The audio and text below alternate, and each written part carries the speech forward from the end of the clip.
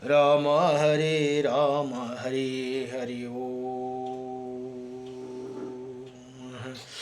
स्वस्ति श्री गणेशाय नमः। ओम श्री सरस्वती नमः। ओम श्री वेदपुरुषाय नमः।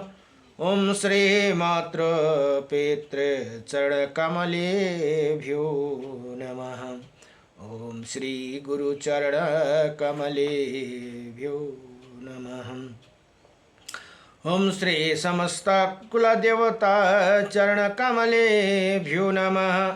ओम समस्त पितृदेवता चरणकमलेभ्यो नमः। कृष्णं नारायणं वन्दे कृष्णं वन्दे व्रजप्रियं कृष्णं द्वैपायनं वन्दे कृष्णं वन्दे पृथासुतं वासुदेवं सुतदेवकं सचारुणमर्दनं देवकी परमानन्दं कृष्णं वन्दे जगद्गुरुं मुखं करोति वाचालं पंगुं लंघयते गिरिं यत्कृपातमहं वन्दे परमानन्दमाधवं कस्तूरितिलकं ललाटपटले वक्षौ स्थूले कौस्तुभं नासाग्रवरमौक्तिकं करतले वेणुकरे कङ्कणं सर्वज्ञहरिचन्दनसुललितं कंठे च मुक्तं बली गोपाय स्त्री परिवेष्टितो विजयते गोपाल चूड़ामणि वंशी विभूषितकर्णं नवनीरदाभात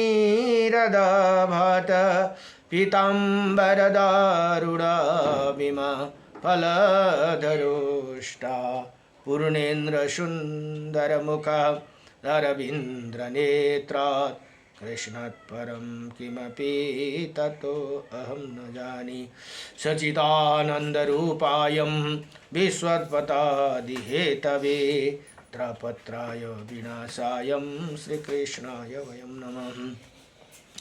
ओम कृष्णाय वासुदेवाय हरये परमात्मने प्रणतक्लेशनाशाय गोविंदाय नमो नमः। जय जय श्री राधा जय जय श्री राधे मेरी स्वामिनी मैं राधे जो की दास। जन्म जन्म दीजिए ओ मोहे श्री चरण को बास। जन्म जन्म दीजिए ओ मोहे श्री वृंदावन को। जय जय जय जय राधा रमण रे जय जय नवल किशोर जय जय गोपी चितचोर प्रभु जय जय मखन चोर। जन्म जन्म दीजिए मोहे श्री चरण को वास। जन्म जन्म दीजिए मोहे श्री वृंदावन को वास। नारायणं नमस्कृत्यं नरं चैव नरोत्तमं देवीं सरस्वतीं व्यासं ततो जयमुदीरयेत्। ओम श्री परमात्मने नमः। गुरुर्ब्रह्मा गुरुर्विष्णु गुरुदेव महेश्वरः गुरु साक्षात् परं ब्रह्म तस्मै श्री गुरुदेव नमः। अखंडमंडलकारकं व्याप्तायनं चराचरं तत्पदं दर्शितं येनं तस्मै श्री गुरुदेव नमः। ओम गुरुदेवाय नमः। ओम श्री गुरुदेव जय गुरुदेव हे गुरुदेव जय गुरुदेव हे गुरुदेव मेरी नैया उस पार लगा देना अब तक तो निभाए हो आगे भी निभा देना। गुरुदेव दल बल के साथ माया निघेरा जो मुझको आकर, तुम देखते न रहना, छठ आके बचा लेना। गुरुदेव मेरी नैया उस पार लगा देना। शायद झंझट में मैं आपको भूल जाऊं, पर नाता मेरा आप तो न मुझको न भूला देना। गुरुदेव मेरी नैया उस पार लगा देना। आप देव मैं पुजारी, आप इष्ट में उपासक, ये बात तू सत्य ही सत कर दिखा देना। गुरुदेव मेरी नैया उस पर लगा देना। अब तक तो निभाए हो, आगे भी निभा देना। नमो भगवते वासुदेवाय। ओम नमो भगवते वासुदेवाय नमः। कृष्णाय वासुदेवाय हरे परमात्मने नमः। प्रणतक्लेशनाशाय गोविंदाय नमो नमः। स्तोत्र बलिमा श्री विष्णु अष्टविंशति नामं स्तोत्रम। श्री अर्जुन उवाच ओम किं नो नामं शस्त्राणि जपते च पुनः पुनः, यानि नमानि दिव्यानि तानि चक्षुष केशव।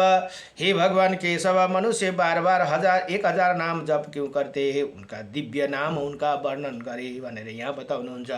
अब श्री भगवान उवाच, श्री भगवान भन्नुहुन्छ, मत्स्यं कुर्मं वरां च वामनं च जनार्दनं, गोविन्दं पुण्डरीकाक्षं माधवं मधुसूदनं, पद्मनाभं शास्त्राक्षं वनमाली हलायुधं, गोवर्धनं हरिकेशो वैकुण्ठं पुरुषोत्तमं, विश्वरूपं वासुदेवं रामनारायणं हरिं दामोदरं, श्रीधरं च वेदंगं गणरोद्धजं, अनंत कृष्ण गोपालं जपते नास्ति पातकं, गावं कोटि प्रदनस्य अश्वमेधस्य च कन्यादानं शास्त्रनं फलं प्राप्नोति मानव। अमावास्यया पूर्णिमास्याम् एकादशं तथैव च, संध्याकाले स्मरे नित्यं प्रातःकाले तथैव च, मध्याह्ने च जपे नित्यं सर्वैः पाप प्रमोचति। इति श्री कृष्ण अर्जुन संवादे श्री विष्णु अष्टविंशति नाम स्तोत्रम। यहाँ भगवान भन्नुहुन्छ, हे अर्जुन, यी नाम जप गर्ने पुरुषका भित्र पाप नै रहते हैं। उनले 1 करोड गौ दान गरेको फल प्राप्त गर्दछन् भने अश्वमेध 100 अश्वमेध यज्ञ र 1000 कन्या दान गरेको फल प्राप्त गर्दछन्। औँसीमा, पूर्णिमा तथा एकादशी तिथि गोनमा, सन्ध्यामा प्राप्त एवं मध्याह्न तीनै समयमा नाम सम्पूर्ण ये नाम स्मरणपूर्वक जप गर्नेवाला पुरुष सम्पूर्ण पाप से मुक्ति होते भनेर यहाँ बताउनु भयो। नमो भगवते वासुदेवाय। नमो भगवते वासुदेवाय। अथ महालक्ष्मी अष्टकं। श्रीन्द्रोवाच, नमस्तुते महामाये श्रीपीठे सरपूजिते, शङ्खचक्रगदास्ते महालक्ष्मी नमस्तुते। नमस्ते गरुडादिके कोलासुरभयङ्करे, सर्वपापहरे देवी महालक्ष्मी नमस्तुते। सर्वज्ञे सर्ववरदे सर्वदुष्टभयङ्करे, सर्वदुःखहरे देवी महालक्ष्मी नमस्तुते। सिद्धि बुद्धिप्रदे देवी भुक्ति भक्ति मुक्ति प्रदायिनी, मंत्रपोते सदा देवी महालक्ष्मी नमस्तुते। अंतरारहिते देवी आदिशक्ति महेश्वरी, युगजे युग संभूते महालक्ष्मी नमस्तुते। स्थूलं सूक्ष्मं महारुद्रे महाशक्ति महोदरे, महापाप हरे देवी महालक्ष्मी नमस्तुते। पद्मशान स्थित देवी परम ब्रह्म स्वरूपिणी, परमेशी जगन्माता महालक्ष्मी नमस्तुते। श्वेतांबर धरी देवी नानालङ्कार भूषिते जगन्निस्थिते जगन्माता माँ लक्ष्मी नमस्तुते। माँ लक्ष्म्याष्टकं स्तोत्रं या पठे भक्तिमान सर्वसिद्धि प्राप्नोति राज्यं प्राप्नोति सर्वदा। एककाले पठे नित्यं महापाप विनाशनं धीतकालं य पठे नित्यं धनधान्य संविता त्रिकालं य पठे नित्यं महाशत्रु विनाशनं माँ लक्ष्मी भवि नित्यं प्रसन्न वरद शुभ। इति श्री इंद्रकृतं माँ लक्ष्मी अष्टकं संपूर्णं। नमो भगवते वासुदेवाय नमः। नारायणं परं ब्रह्म नारायणं परं तप नारायणं परं देव सर्वनारायणं सदा। रामाय रामभद्राय श्रीरामचन्द्राय वेदसे श्रीरघुनाथाय नाथाय सीताये पतये नमः। भवानी शंकरो वंदे श्रद्धा विश्वासरूपिणं। जय जय श्री राधारमण भगवान को, जय जय लक्ष्मी नारायण भगवान को, जय जय सीता रामचंद्र भगवान को, जय जय उमापति शंकर भगवान को। मत्स्य पुराण अध्ययन हुँदैछ। मत्स्य पुराणमा जम्मा 291 अध्याय भने 14,000 श्लोक भनेर बताइएको छन्। र आज चौथो अध्याय में पुत्र की और बार बार अवलोकन करने से ब्रह्मा दोषी क्यों नहीं हुए। इति ही दिशाय का मनु का प्रश्न मत्स्य भगवान का उत्तर तथा इसी प्रसंग में आदि सृष्टि का वर्णन भनेर यहाँ बताउनुहुन्छ।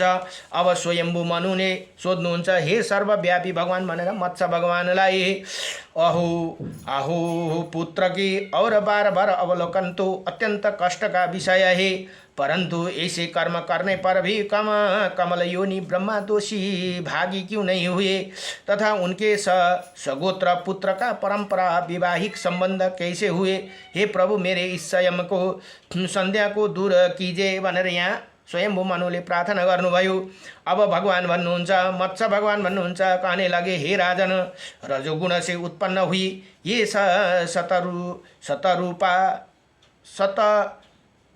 रूपा रूपी अद्रि आदि सृष्टि दिव्य जिसे प्रकार इसी मूल प्रकृति की इंद्रियां के विषय में अतीत है, उसी प्रकार इसी शतरूपा सहस्त्र रूपा नारी का शरीर भी इंद्रियाती है भनेर यहाँ बताउनु भयो। यही दिव्य तेजसी संपन्न एवं दिव्य ज्ञान से समुदाभूत है भनेर यहाँ बताउनुहुन्छ। अब अतमास पिंड रूप नेत्रधारी मानवों द्वारा इसका भली भांति वर्णन नहीं किया जा सकता। जैसे सर्पों के मार्ग को सर्प तथा संपूर्ण पंक्षियों को मार्ग में आकाशचारी पंक्षी जा नहीं सकते भनेर यहाँ बताउनुहुन्छ भगवान।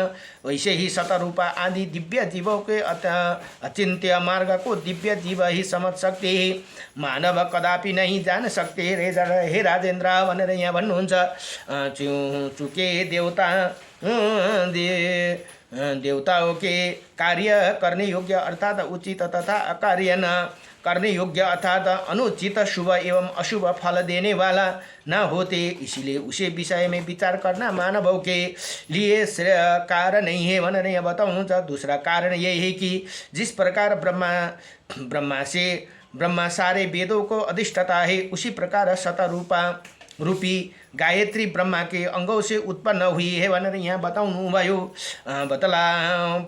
उत्पन्न हुई बतलाई जाती है, इसीलिए ये मिथुन रूपा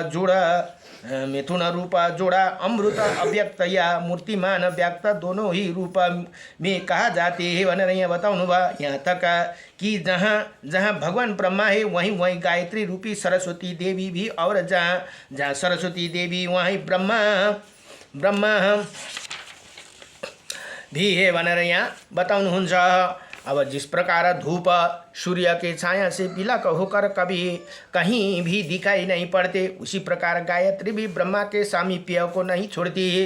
यदि भी ब्रह्मा वेद समूह रूप है और सावित्री या सरस्वती उनकी अधिष्ठात्री देवी है, इसीलिए ब्रह्मा को सावित्री पर कुदृष्टि डालने से कोई दोष नहीं लगते भनेर यहाँ बताउनु भयो। यही कारणले त्यही कारण ब्रह्मालाई कुदृष्टि डाल्दा कुनै दोष लागेन भनेर यहाँ भगवान बताउनुहुन्छ।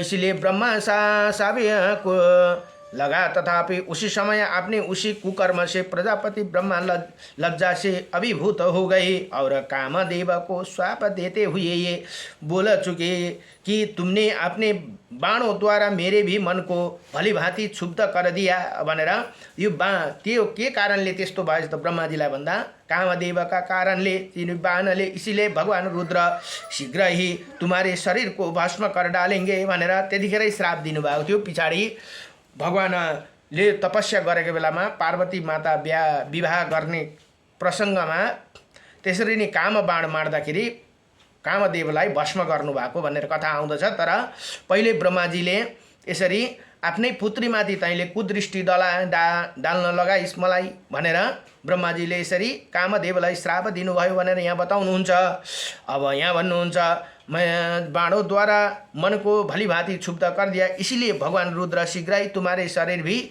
भस्म कर डालेंगे। तदंतर कामदेव बड़ी अनुयायी बिना ऐसे ब्रह्मा के प्रसन्न किया। वही बोले, हे मानद, इसी विषय में आपको मुझे निष्कारण ही शाप देना उचित नहीं है। जो चतुराना आपने ही तो मुझे इसी प्रकार, चतुरान भनेको ब्रह्माजीलाई भन्नुहुँदै सम्पूर्ण देहधारीको इन्द्रियों को क्षुब्ध करने के लिए पैदा किया है। तपाईले त मलाई यही कामको लागि पैदा गर्नुभयो र अहिले फेरि मलाई त्यही काम गरेपछि मलाई किन श्राप दिनुभयो भनेर यहाँ कामदेव ब्रह्माजीलाई भन्नुहुन्छ। हे विभो हो, आपने ही पहले मुझे ऐसे आजादी दी कि स्त्री पुरुष कोई विचार न करे, तुम प्रयत्न पूर्वक सर्वदा उनके मन को क्षुब्ध किया करो।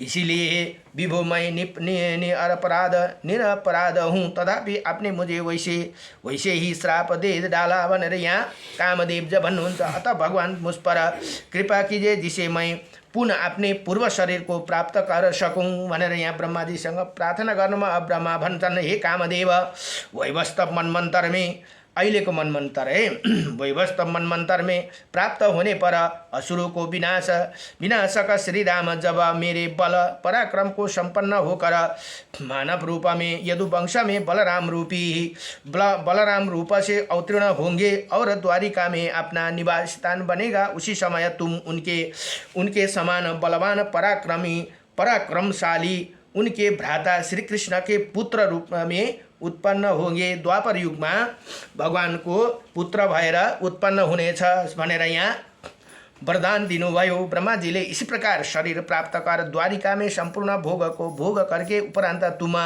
प्रदुनमन नै कामदेव को अवतार हो भनेर बताइन्छ है। भागवतमा पनि बताइएको छ न, श्री कृष्ण के पुत्र के रूप में उत्पन्न होगे, इसी प्रकार शरीर को प्राप्त कर द्वारिका में संपूर्ण भोग करके उपरांत तुम भरत वंश में महाराज वत्स के पुत्र होंगे भनेर यहाँ बताउनुहुन्छ।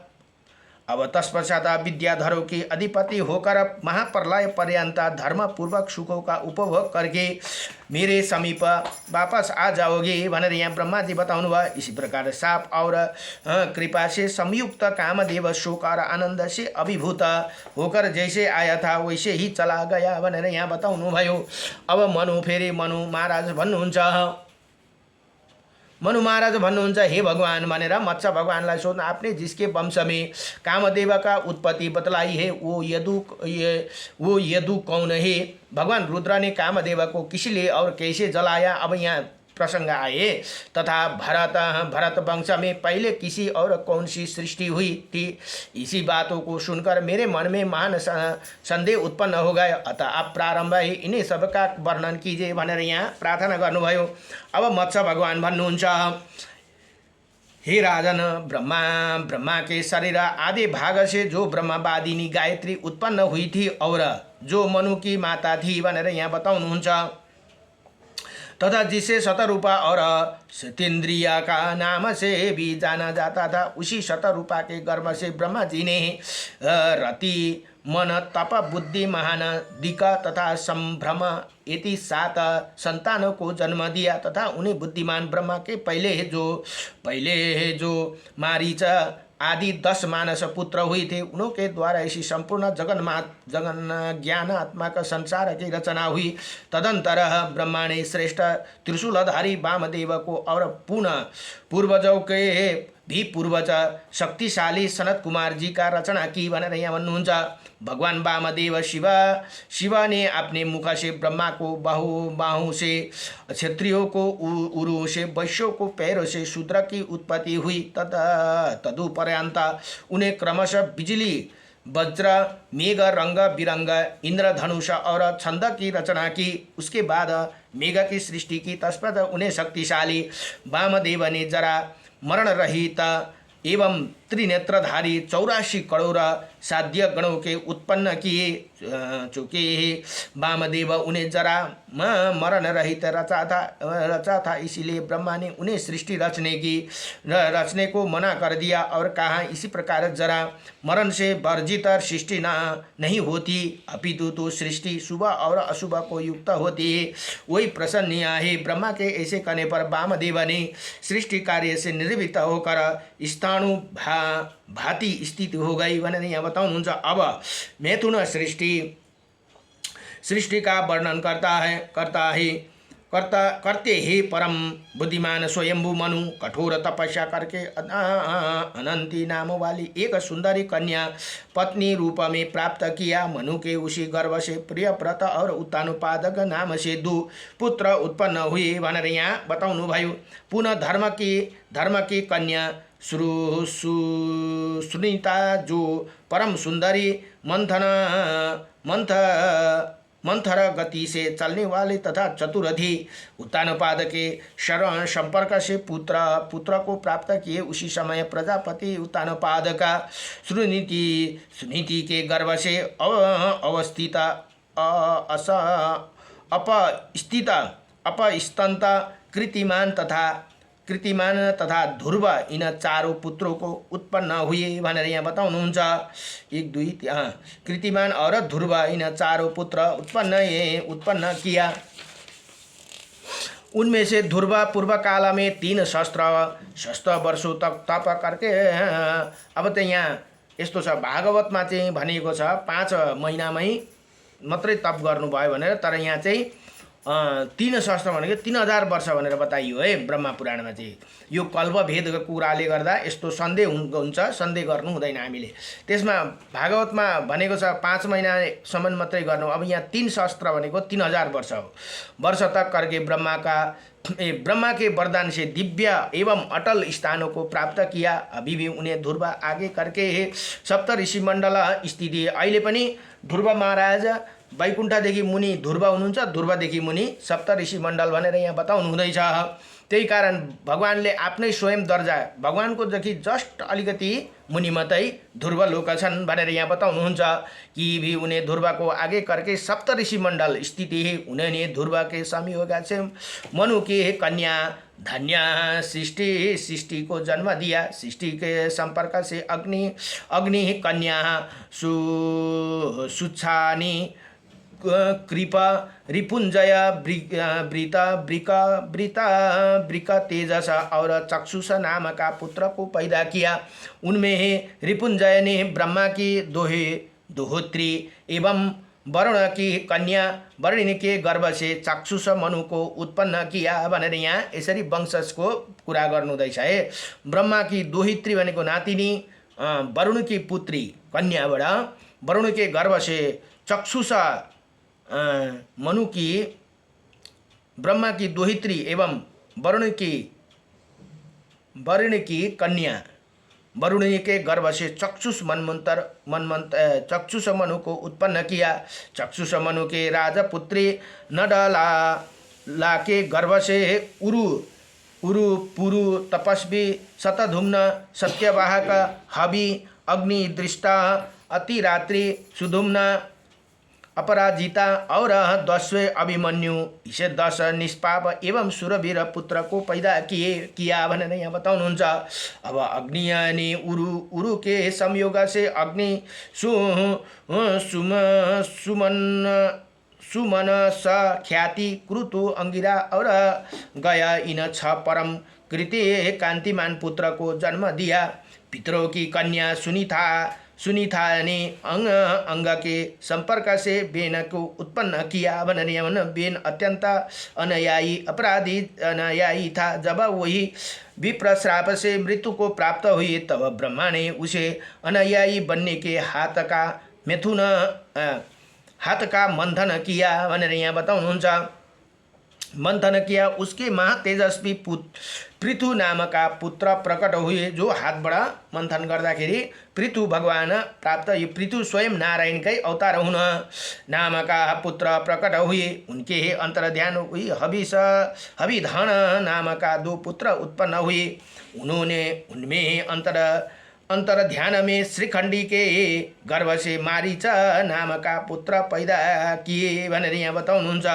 अग्निकन्या धृष्णा से हविधान के संयोग से प्राचीन ब्रहिसा सांग यम शुक्र बल और शुभ यी 6 पुत्रों को जन्म दिया। इनमें महान ऐश्वर्यशाली प्राचीन बाहु प्रजापति थे भनेर यहाँ बताउनुहुन्छ। उन्होंने हविधान नाम से विख्यात बहुत सी प्रजाओं का विस्तार किया तथा समुद्र कन्या सवर्णी के गर्भ से 10 पुत्र को जन्म दिया भनेर यहाँ बताउनु भयो। वो सभी धनुर्वेद के परागामी विद्वान थे तथा प्रचेता नाम से विख्यात हुए भनेर यहाँ बताउनु भयो। अब रविनंदन इन्हों प्रचेताओं के तप से सुरक्षित रहकर ब्रज जगत में चारों ओर शोभा पा रहे थे, परंतु इंद्रदेव के आदेश से अग्नि ने उन्हें जलाकर भस्म कर दिया। तत्पश्चात चंद्रमा की कन्या जो मारीसा नाम से विख्यात थी, उन्हीं प्रचेताओं की पत्नी हुई। उन्होंने उनके संयोग से एक दक्ष नाम का श्रेष्ठ पुत्र को जन्म दिया भनेर यहाँ बताउनुहुन्छ। दक्ष की उत्पत्ति पश्चात उसी सोमकन्या समस्त वृक्षों और औषधियों तथा चंद्रवती नाम की नदी को उत्पन्न किया। चंद्रमा के अंश से उत्पन्न हुई उसी दक्ष प्रजापति के 80 करोड़ संतान हुई और इसी समय लोकों में सर्वत्र फैली हुई है और जिसका विस्तार मैं आगे वर्णन करूँगा। उनमें कहीं दो पैर थे, उनमें से कहीं के 2 पैर थे और कहीं के अनेकों पैर थे। कहीं के मुख टेढ़े मेढ़े थे और कहीं कान खुट्टे जैसे ही तथा कहीं कान बलों से आच्छादित थे। कहीं के मुख घोड़े और रीछ के सुदर्श थे तथा कोई सिंह के समान मुख वाले थे। कोई लोग कुत्ते और सुअर के सुदर्श मुख वाले थे और कहीं मुख ऊँट के समान था। इस प्रकार धर्मात्मा दक्ष ने अपने मन से अनेकों प्रकार के सभी मलेच्छ को सृष्टि की। तत्पश्चात स्त्रियों को उत्पन्न किया। उनमें उन्हें 10 धर्म को, 13 कश्यप को, उनमें से उन्हें 10 धर्मदेव को और 13 कन्या काश्यप ऋषि को तथा नक्षत्र नाम वाली 27 स्त्रियां को चंद्रमा को प्रदान किया भनेर यहाँ बताउनुहुन्छ।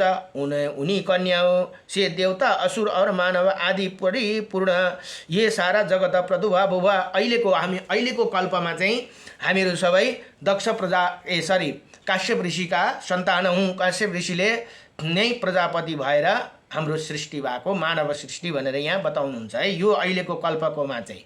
पहिलाकोमा चाहिँ अब एकखेप ब्रह्माजीले गर्नुभयो, एकखेप दक्ष प्रजापतिले सृष्टि फैलायो भने अहिले काश्यप ऋषिले सृष्टि गर्नुभयो। त्यही कारण हामीले आफ्नो गोत्र यदि तपाईले भुल्नुभयो भने पनि काश्यप गोत्र भनिदिनु भइहाल्छ। कसैले गोत्र भुल्ले यदि भने के गोत्र भन्दै आएन भने काश्यप गोत्र भनेर बताइदिनु यहाँ यदि भनेर। तथा नक्षत्र नाम वाली 27 स्त्रियों चाहिँ चन्द्रमालाई बिहा गरिदिनु भयो भनेर यहाँ बताउनुहुन्छ।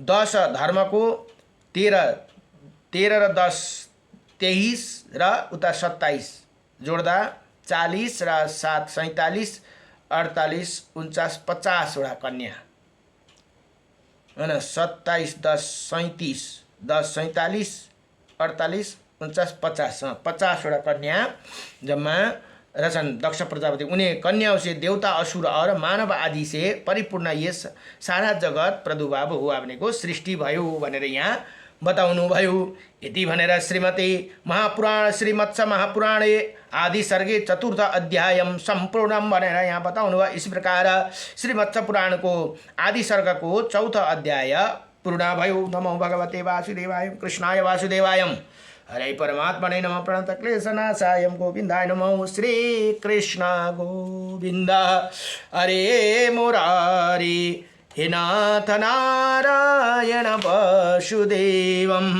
अनंत वैकुंठ मुकुंद कृष्ण गोविंद दामोदर माधवेति। नमो भगवते वासुदेवाय नमः।